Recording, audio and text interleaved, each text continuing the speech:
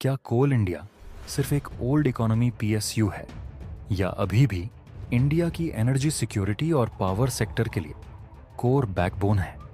Production volume, e auction realisations, cost structure और regulatory environment, ये सब अर्निंग्स और डिविडेंड पर कैसे असर डालते हैं? और करंट वैल्यूएशन पर कोल इंडिया में हाई डिविडेंड के साथ लॉन्ग टर्म एंट्री लेना लॉजिकल है या सिर्फ साइक्लिकल ट्रेड? नमस्ते दोस्तों, आप देख रहे हैं बालाजी मार्केट इनसाइट्स, जहां हम हाइप नहीं, हार्ड डेटा और सिंपल भाषा में बात करते हैं। आज के इस वीडियो में हम कोल इंडिया का डिटेल्ड ब्रेकडाउन करेंगे।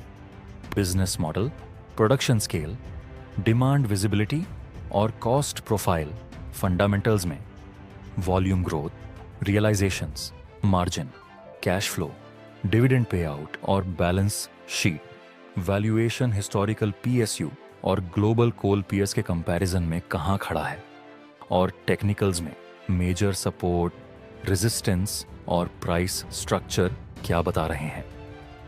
वीडियो के अंत तक आपको क्लियर आइडिया मिलेगा कि कोल इंडिया आपके पोर्टफोलियो में high dividend plus energy play के रूप में फिट बैठता है या नहीं। शुरू करने से पहले एक जरूरी बात, ये पूरा वीडियो सिर्फ शैक्षणिक और एजुकेशनल पर्पस के लिए है। मैं सेबी रजिस्टर्ड एडवाइजर नहीं हूं। कोई भी बाई, सेल या होल्ड का फैसला लेने से पहले अपने रजिस्टर्ड फाइनेंशियल एडवाइजर से सलाह लें और खुद की रिसर्च जरूर करें। कोल और कमोडिटी सेक्टर में रेगुलेटरी, ईएसजी और प्राइस रिस्क हमेशा मौजूद रहता है। चलिए अब सीधे कोल इंडिया के नंबर्स और चार्ट पर चलते हैं।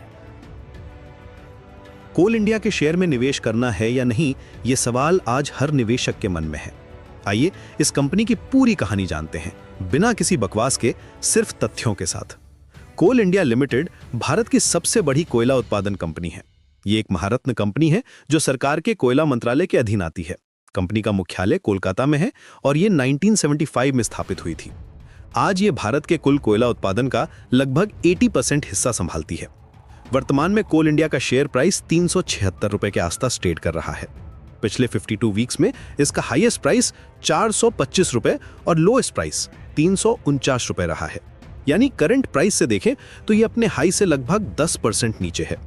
मार्केट कैपिटलाइजेशन 2,34,000 करोड़ रुपए है, जो इसे माइनिंग सेक्टर में नंबर 1 बनाता है। अब बात करते हैं शेयर होल्डिंग पैटर्न की।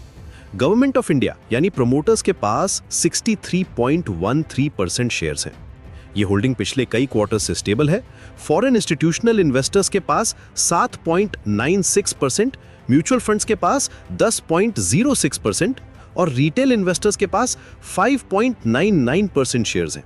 इंश्योरेंस कंपनीज का भी अच्छा एक्सपोजर है 12.1% के साथ। ये पैटर्न दिखाता है कि कंपनी में इंस्टीट्यूशनल कॉन्फिडेंस है।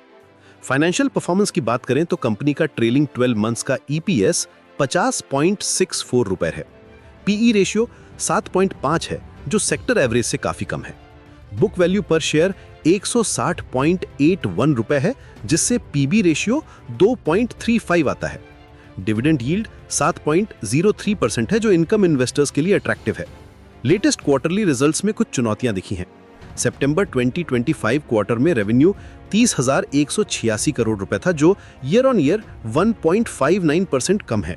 नेट प्रॉफिट भी 33.96% घटकर 6,842 करोड़ रुपए रहा है। ये डिक्लाइन मुख्यतः कोल प्राइसेस में सॉफ्टनेस और डिमांड में स्लोडाउन के कारण है।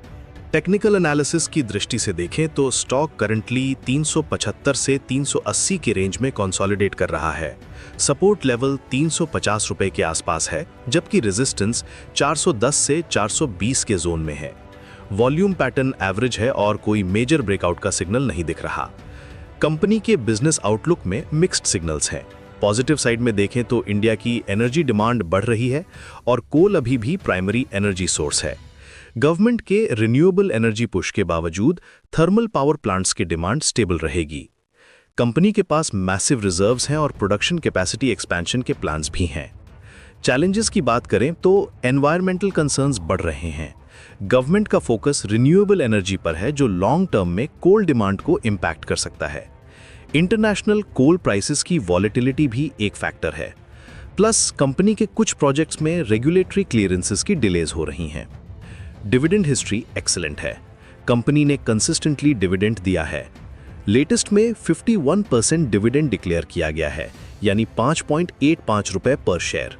ये इनकम इन्वेस्टर्स के लिए रिलायबल सोर्स है। डेट पोजीशन बहुत स्ट्रांग है। कंपनी प्रैक्टिकली डेट फ्री है with debt to equity ratio 0.09। Cash flow भी हेल्दी है, जो फ्यूचर इन्वेस्टमेंट्स और डिविडेंड पेमेंट्स के लिए सफिशिएंट है। एनालिस्ट रिकमेंडेशंस मिक्स्ड हैं।